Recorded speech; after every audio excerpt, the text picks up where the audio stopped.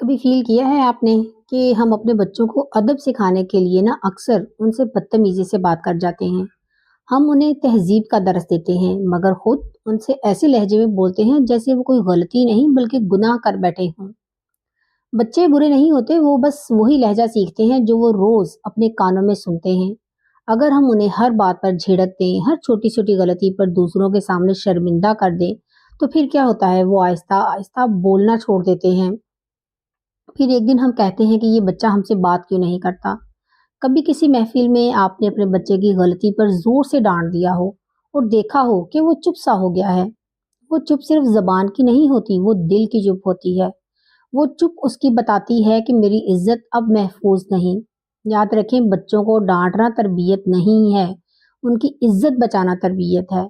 बच्चे वो बात कभी नहीं भूलते जो उन्हें सबके सामने शर्मिंदा कर दे।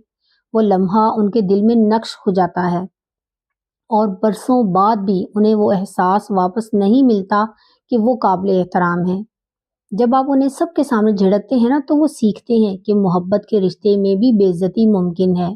और जब आप उन्हें तन्हाई में प्यार से समझाते हैं ना, तो वो सीखते हैं कि गलती इस्लाह चाहती है, इंतकाम नहीं। बच्चे कानों से नहीं, दिल से सुनते हैं।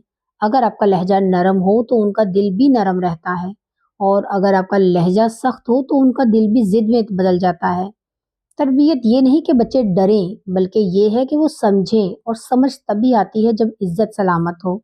अपने बच्चों के साथ ऐसे पेश आएं जैसे वो कल आपके किरदार की पहचान बनेंगे, क्योंकि वही लहजा जो आप आज उनसे बोलते हैं ना, कल वही आपके बुढ़ापे की जबान बन जाएगा। सोचें, क्या हम अपने बच्चों से ऐसे बात करते हैं जैसे हम चाहते हैं कि वो कल हमसे करें। दुआओं में याद रखिएगा, सदा खुश रहें, नरमी से बोलें, मोहब्बत से जीतें। मिलते हैं नेक्स्ट व्लॉग में, तब तक के लिए अल्लाह हाफिज।